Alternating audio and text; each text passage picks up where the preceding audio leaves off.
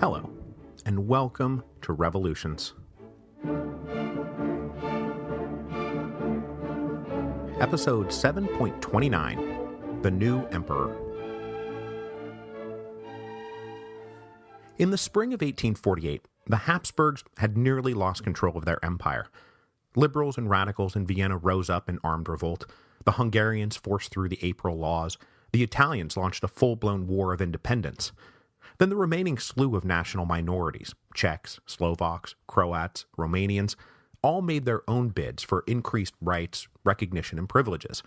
And on top of that, many Austro-Germans looked to events in Frankfurt and yearned to join their cousins in the great project of German unification.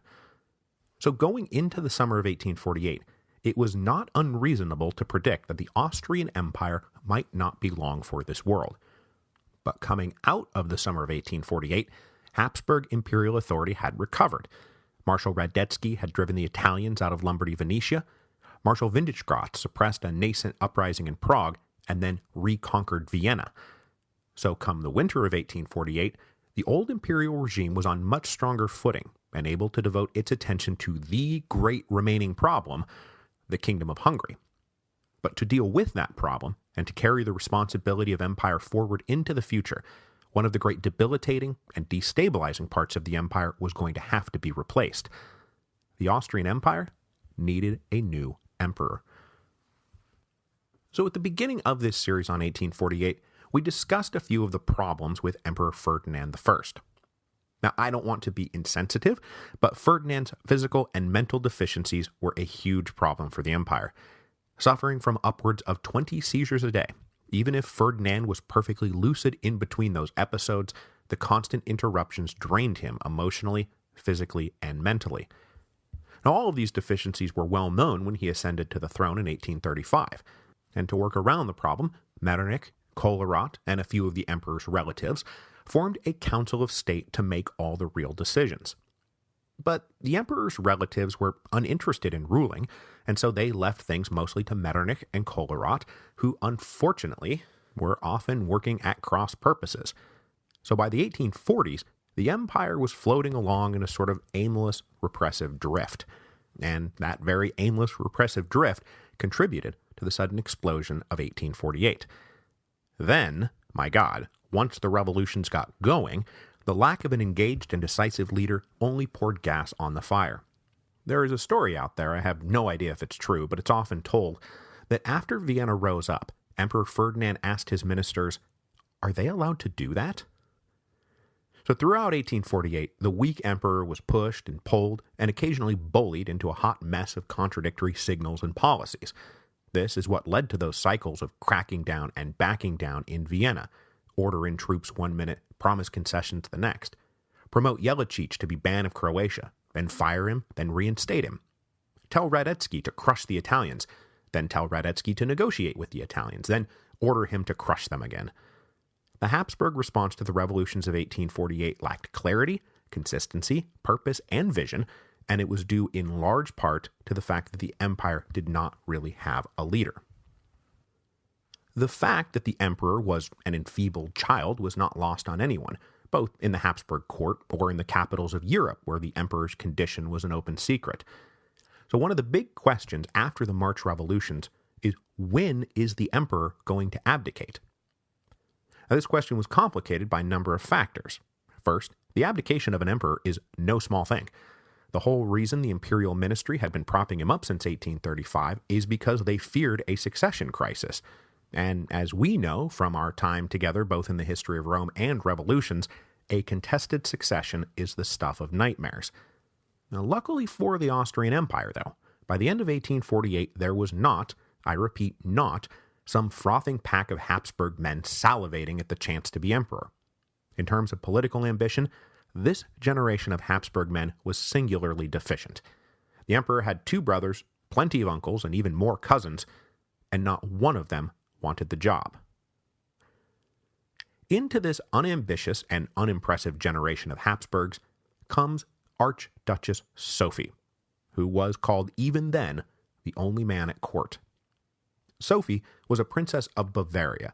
She had been born in 1805, and then in 1824 had married the Habsburg Archduke Franz Karl, son of old Emperor Francis, and so the younger brother of the future Emperor Ferdinand. Sophie's parents, the King and Queen of Bavaria, were not much impressed with Franz Karl as a suitor. He appeared to lack ambition, intellect, and sometimes even basic table manners. But Franz Karl was also the son of the emperor, and with the condition of his unfortunate older brother well known, there was a really good chance that Franz Karl would, at some point, become emperor, and that would make Sophie empress. But that never happened.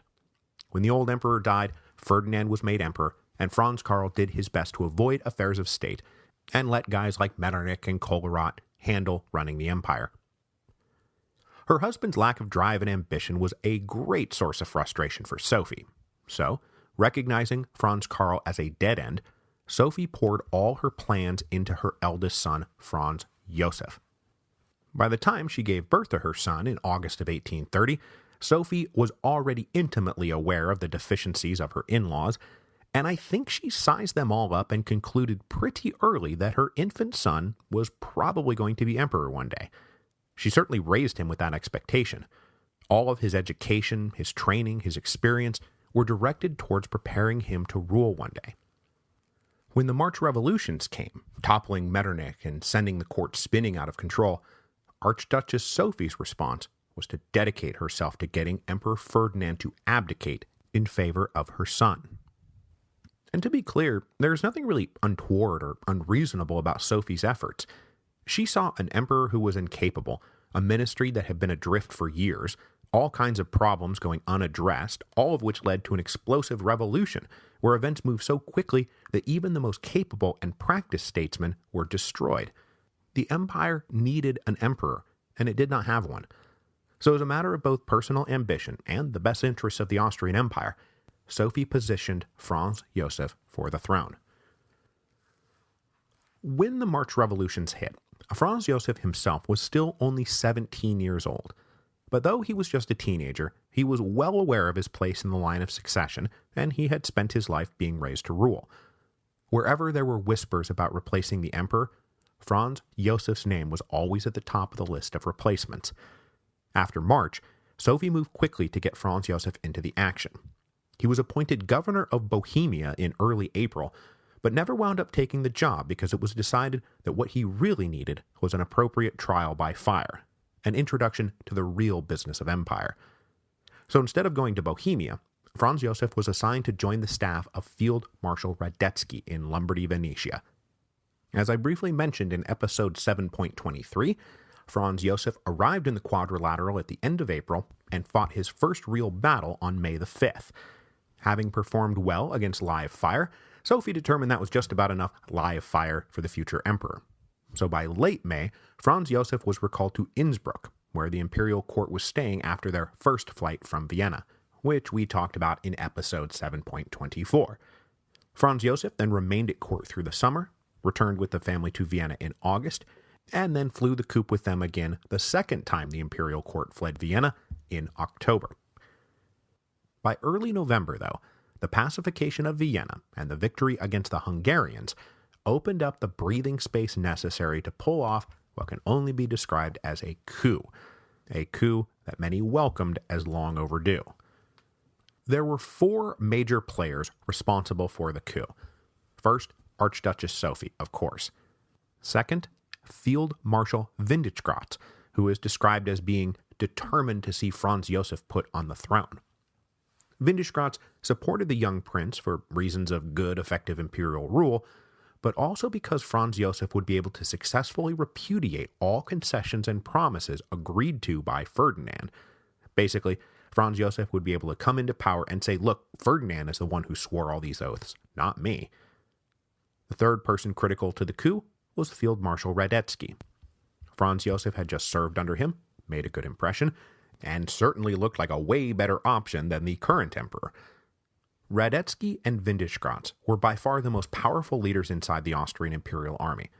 If they supported switching the emperors, well, then the emperors were going to get switched. The man who actually brought about this switch was the fourth major player in the coup, Prince Felix of Schwarzenberg. Born in 1800, Prince Felix was the scion of the Schwarzenbergs, a powerful German Bohemian family inside the empire. For you Napoleonic War buffs, Prince Felix is the nephew of the Schwarzenberg who was one of the supreme leaders of the Allied armies during the final campaigns against Napoleon. So that Schwarzenberg is the uncle of this Schwarzenberg. This Schwarzenberg, though, was not destined for a life in the army. After a very brief stint in the military, Schwarzenberg moved to the diplomatic service, and he became a protege of Metternich. Over the course of the 1820s, 1830s, and 1840s, Schwarzenberg served in posts in St. Petersburg, Paris, London, Turin, and Naples, and so he was amply steeped in the international politics of Europe during the age of Metternich. When that age came to an abrupt and violent end at the beginning of 1848, Schwarzenberg was ambassador to Naples, and he was present when that constitutional wave that swept up the Italian peninsula got going. When war clouds started brewing with Piedmont, Schwarzenberg went up to Lombardy, Venetia, and joined Field Marshal Radetzky's defense of the kingdom, and it's probable he would have also interacted with Franz Josef during those months. So Schwarzenberg has a working partnership with Radetzky, but he has an even closer family connection to Marshal Windischgratz, who was his brother-in-law. Windischgratz was married to Schwarzenberg's sister, Princess Eleanor, and she was the one who was accidentally killed in Prague in June. That was Schwarzenberg's sister. Now, after Prague was suppressed, Radetzky had claimed victories in Italy, and the imperial family returned to Vienna. It seemed like things were getting better. But the October uprising in Vienna proved that far from out of the woods, the empire was still deep in a dark and dangerous forest. A change needed to be made. So after Windischgratz pacified Vienna, his brother-in-law, Schwarzenberg, was invited to form a government, the first truly conservative government since the barricades had gone up back in March. Schwarzenberg's first goal upon entering office was to convince the emperor to abdicate in favor of the now 18-year-old Franz Josef. This did not actually take much time. To ensure that there would be no trouble, Archduchess Sophie had already secured renunciations of the throne from any of her in-laws who might stand in the way, most especially her own husband. All the Habsburg men signed willingly. So, then, with the most powerful pillars of the military and the state arrayed behind his nephew, Emperor Ferdinand was induced to abdicate the throne on December 2nd, 1848.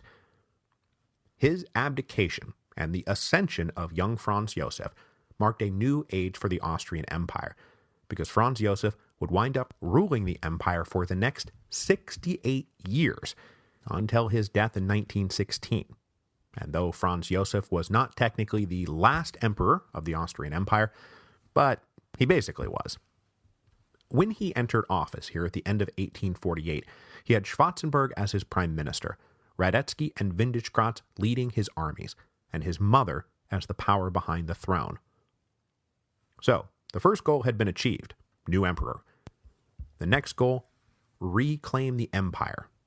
And the two principal focuses of late 1848 and early 1849 would be Italy and Hungary. So, let us now transition to Italy and Hungary. Down in Italy, we left things off 2 episodes back, heading into the winter of 1848-1849. After limping back to Piedmont at the beginning of August, King Charles Albert was now working his way back to launching a second invasion of Lombardy Venetia. But he was far more isolated this time around. Tuscany viewed him more as a rival than a partner. Naples was now actively counter-revolutionary. The Pope had disavowed the war. Milan was lost. And Venice, still holding out, was on the far side of an Austrian army. So the prospects for future success were gloomy, but the king could not really avoid going back to war. He was pressed strongly by nationalist liberal ministers who combined with popular demonstrations in the streets to convince Charles Albert that he would likely lose his crown if he did not return to the fight. But though that factored heavily in his decision-making, he also had to reckon with the fact that there was a growing Republican threat to Italy. Venice was under the Republican Daniele Manin. The Pope had just fled from Rome, and the Grand Duke of Tuscany would be skipping out of Florence just a few weeks later. So Venice and Rome and Tuscany all seemed to be on the verge of declaring themselves republics, So if monarchy was going to survive the liberation and unification of Italy, a king was going to have to lead the way. And there was no other king to lead the way but Charles Albert himself. If he retired now, he would cede the Italian peninsula to madmen like Mazzini and Garibaldi. So it was with a deep sense of coerced obligation that Charles Albert geared up for a new campaign against Austria come the spring. But at that moment, it was not the king who was dominating the headlines, but the Pope. And the Pope was not dominating the headlines just of Italy, but of the whole of Europe. His flight from Rome was a shocking development in a year full of shocking developments. In early December, Spain declared the Pope to be under the protection of the Catholic powers of Europe, and then recommended a summit of those Catholic powers to discuss how to deal with the issue. Both Naples and Austria agreed to this summit at once. France, meanwhile, was divided on the issue, and General Cavaignac actually inserted it into the French presidential campaign in November by endorsing a plan to send French troops to Italy to reinstall the Pope. But now, under the theoretical protection of Catholic Europe, Pope Pius IX was physically under the protection of the Kingdom of the Two Sicilies, and he established a court in exile in Gaeta. Now, at first, the Pope postured, not inaccurately, that he remained the defender of the constitutional order, that assassination and mob violence were anything but constitutional. But now, free of constraints and able to voice his true thoughts, it did not take long for the Pope to drop the act. He no longer believed in the Constitution, if indeed he ever really had. And the thing is, at the moment, many in Rome didn't much care about the Pope's constitutional scruples, because they were reeling emotionally from the Pope having abandoned them. I mean, it's hard to think of a deeper connection between a leader and a city in like all of human history than the connection between the Pope and Rome. The two are so closely connected that they're practically synonyms. So the flight of the Pope had spooked a lot of the leaders, including many of the liberal leaders, and they were eager to negotiate the Pope's return to Rome. But now, taking advice from conservative cardinals who had followed him to Gaeta, the Pope disavowed the government in Rome and refused all overtures. The Pope's refusal to negotiate discredited the liberals in Rome, and it left the radicals ascendant. Having been blocked by Daniele Manin in Venice, Giuseppe Mazzini's crew of revolutionary Republicans moved now to Rome and hoped that it would become the basis of Republican expansion. And having driven the Pope from the Eternal City, these Republicans aimed at restoring that most glorious of all glories, the Roman Republic. So through November and December, they agitated for elections for a new democratic assembly, a democratic assembly that would almost certainly declare Rome a republic as soon as it convened. From his exile in Gaeta, the Pope tried to use his temporal authority as sovereign of Rome to order them to desist. But when the Romans persisted, the Pope massively upped the ante. His temporal authority ignored, he deployed his spiritual authority. On December the 26th, the Pope ordered the formal dissolution of the Roman Parliament and threatened preemptive excommunication for anyone who participated in the organization and convening of any new assembly, which means that everyone in Rome, many of whom were sincere Catholics whatever their politics, now had to choose between representative government and, their immortal souls. On December the 29th, Rome defiantly decided to go forward with the election. So having now spent all his authority, the Pope turned to a more powerful friend. Right at the end of the year, Pius sent a very nice note to his, quote, very dear son, the new Emperor Franz Joseph. So at the beginning of 1848, the general consensus was that Pope Pius IX was on board for liberation and unification, that he would be a leader in a war against Austria. And now here at the end of 1848, he is begging the Austrian army to steamroll its way down the peninsula. There would not be any immediate intervention, however, because as the Pope was sending off this note to young Franz Joseph, not quite 3 weeks on the job, there was already a far more important operation underway, the reconquest of Hungary. The new leadership of the empire was planning to maintain their aggressive momentum. So, as Schwarzenberg was setting up a new ministry and pressuring the emperor to abdicate, Marshal Windischgratz was preparing a full-blown invasion of Hungary. When Franz Josef ascended to the throne in the first week of December, Windischgratz was ready to go. And upon ascending to the throne, Franz Josef did what Windischgratz had wanted all along. The 18-year-old emperor repudiated all the oaths and promises made to the Hungarians by his uncle over the past year. Franz Josef declared the government in Budapest to be rebels, and he outlawed the lot of them. Back in Budapest, that now rebel government was being led by Lajos Kossuth and the Committee of National Defense. They took the emperor's declarations as an announcement that the Austrian army was about to come knocking on their door. But as Kossuth scrambled a response, he was not able to mass the whole of the Hungarian national defenses in the west to block the Austrians, in part because at that moment he was also dealing with simultaneous uprisings from the Serbs and the Romanians. The Romanian uprising was coming out of Transylvania. And remember, Transylvania is a mess. The minority Magyar had voted for fusion with Hungary, and the majority Romanians were not happy about it. Especially when Magyar recruiters came round to conscript Romanian peasants into the Hungarian army. Recognizing an opportunity here was the commander of the imperial forces out on the Transylvanian military border. Remember, those military borders are the bands on the outskirts of the Austrian Empire that lived under permanent martial law. The Austrian general von Pucher cast himself as the friend and defender of the Romanian people. He did not lift a finger to prevent a mass meeting of the Romanians in September to protest Hungarian conscription. When Austria formally declared war on Hungary on October the 3rd, von Pucher resolved to claim executive authority over all of Transylvania, not just the military border, and prevent its reunion with Hungary. Then, on October the 18th, as all the armies in the west were congregating around Vienna, von Pucher issued a proclamation in Transylvania that openly called for the Romanians to rise up against the rebel Magyar. But the Magyar population was, of course, going to fight back, so the declaration marks the beginning of a very bitter and bloody civil war inside of Transylvania. There were peasant uprisings against Magyar landlords, ethnic attacks inside towns and cities, there was assassinations and lynch mobs, vandalism, and then, backed by the imperial troops stationed on the military border, the Romanians swept across Transylvania by the end of November, leaving the Magyar with a few pockets of stubborn resistance. And this was the beginning of a seriously bloody and prolonged campaign that would be likened to the Vendée in terms of its destruction and loss of life and lingering bitterness. Meanwhile, down in the south, the minority Serbs were also rising up, opening another vein of brutal ethnic conflict in the crown lands of Hungary, as the uprising and attacks on Magyar neighbors and representatives would lead to retaliation by the Magyar. Some might say over-retaliation, and the whole region was soon engulfed in atrocities and counter-atrocities. There was starvation and privation, ruined villages, assault, rape, vandalism, murder, skirmishes, and massacres. From mid-December to late February, so running concurrently to the fighting in Transylvania and the fighting against the Austrians, Hungarian forces chased after rebel Serbs, sometimes burning entire villages to the ground.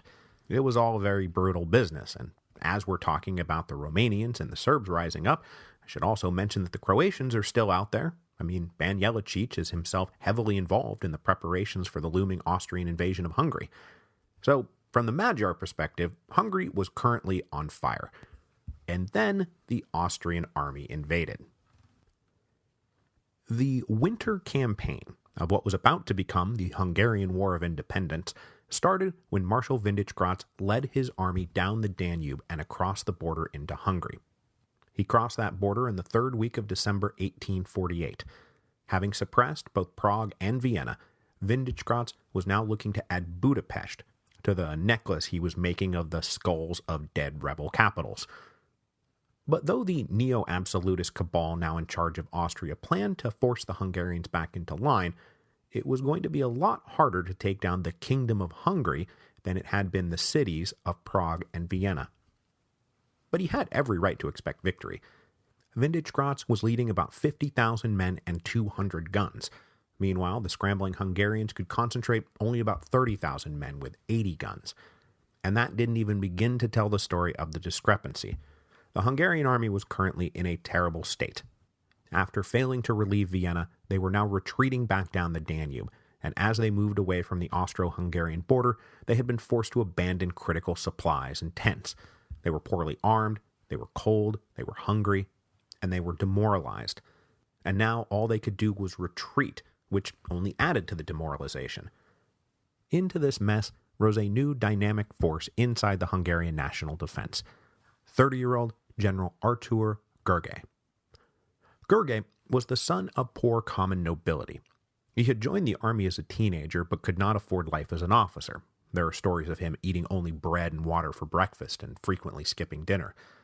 This unsustainable lifestyle led him to resign from the army and instead try out life as a poor student, eventually taking a degree in chemistry.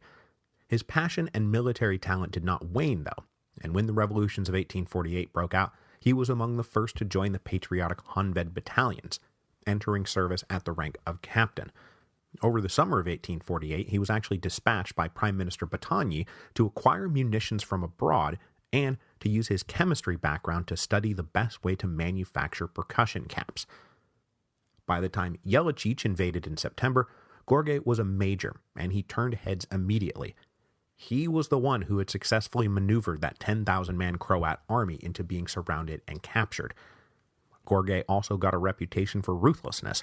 He hanged a local magnate for possessing some of Jelačić's proclamations. But he was promoted to general and then played a prominent role in the campaign to relieve Vienna, and it was said that Gergely was one of the few officers to emerge from that disaster with a decent reputation.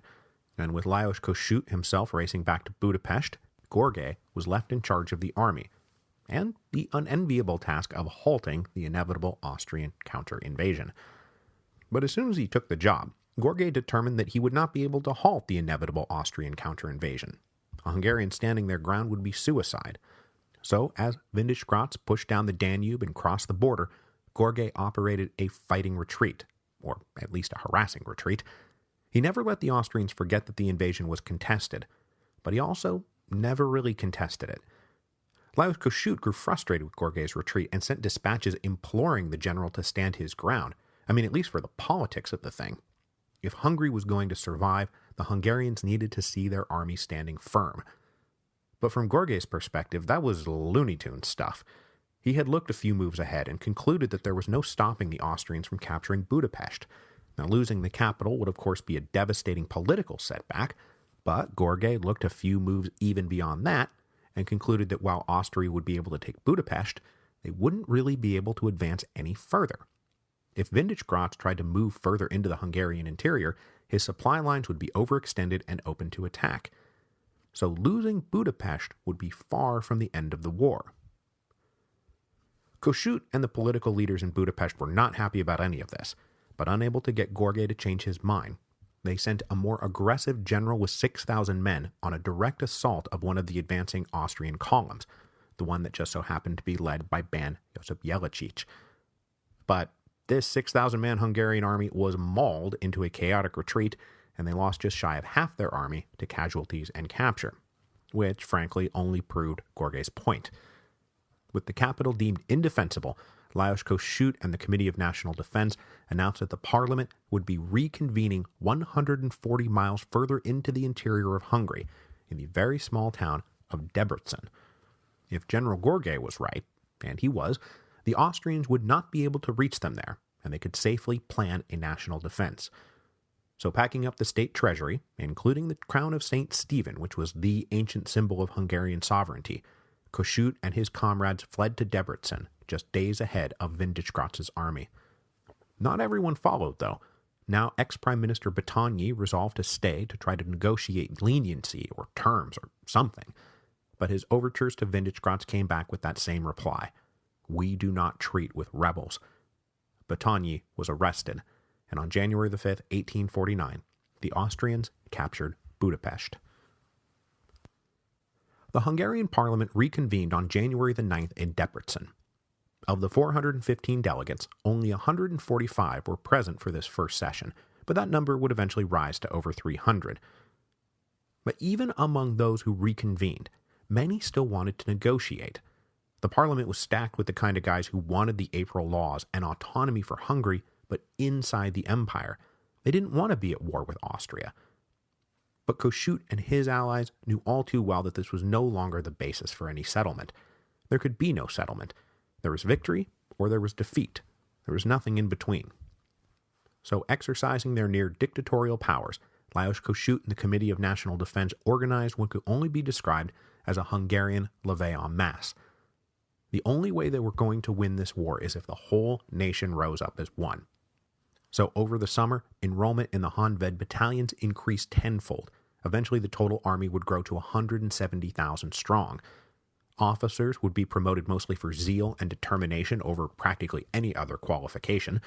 They also organized the economy around the war effort, offering, for example, financial inducements and loans to artisans and manufacturers who would take up the supply of the army. Artisans who enlisted in the Honved battalions were identified and diverted to national workshops. They were soon cranking out 500 muskets a day, but the Hungarian army still suffered shortages in practically every category, especially through the winter. Coats, shoes, boots, all of it, all in short supply. Now, this Hungarian levée en masse also resembles the French original in the Committee of Public Safety and everything that surrounded their attempt to beat back the forces of Europe, because Kossuth dispatched about 80 guys with nearly unlimited grants of power to direct the war effort out in the provinces. These guys, who could only be described as Hungarian representatives on mission, were often at loggerheads with local officials who resisted their demands or who were active traitors. In the capital, a revolutionary tribunal was set up that would eventually sentence more than 100 people to death, almost all of them convicted of treason. As this Hungarian levée en masse was getting going, there was tension between Lajos Kossuth and General Görgey about what the point of all this was, because politically, it turns out that Görgey was a moderate liberal. He agreed with those in the parliament who wanted to negotiate. He himself saw the aims of the war as the reconfirmation of the April laws, followed by the reintegration of a more liberal, but still autonomous, Kingdom of Hungary into the empire.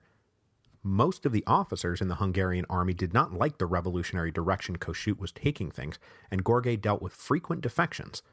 Then rumors swirled back from Debrecen that Kossuth was preparing a declaration of independence and a proclamation of a Hungarian republic. So on January the 5th, the same day Austria took Budapest, General Görgey issued a declaration that he remained faithful to his oath to the Constitution, and that his army would defend that Constitution. Now, this stopped the defection of his officers, but it drove Kossuth crazy. He admitted Görgey's indispensability, but privately, Kossuth called Görgey a traitor. But Görgey was not a traitor. He just wanted what he wanted, not what Kossuth and his comrades in Debrecen wanted. Windischgrätz tried to get Görgey to defect and hand over the Hungarian army, but Görgey refused and demanded a negotiated settlement on the basis of the April laws. When Windischgrätz refused that, Görgey spent the winter harassing isolated Austrian units trying to probe deeper into Hungarian territory, while also massing forces for a spring counteroffensive at the river Tisza. But we will come back around in 2 episodes for the beginning of that spring campaign, a campaign that would see the Hungarians surprise everyone and roar back to life, knocking the Austrians well back on their heels, and proving that even though it was now 1849, 1848 wasn't over yet. Next week, however, we need to go back to Germany and reckon with the last gasps of the Frankfurt Parliament. Because as the Habsburgs were returning with a neo-absolutist vengeance at the end of the year, so too was King Frederick Wilhelm of Prussia. By the fall of 1848, the king had concluded that he had had just about enough of all of this. And so, by the time the Frankfurt Parliament finished its work and produced a draft of a constitution for a united Germany, nobody was listening.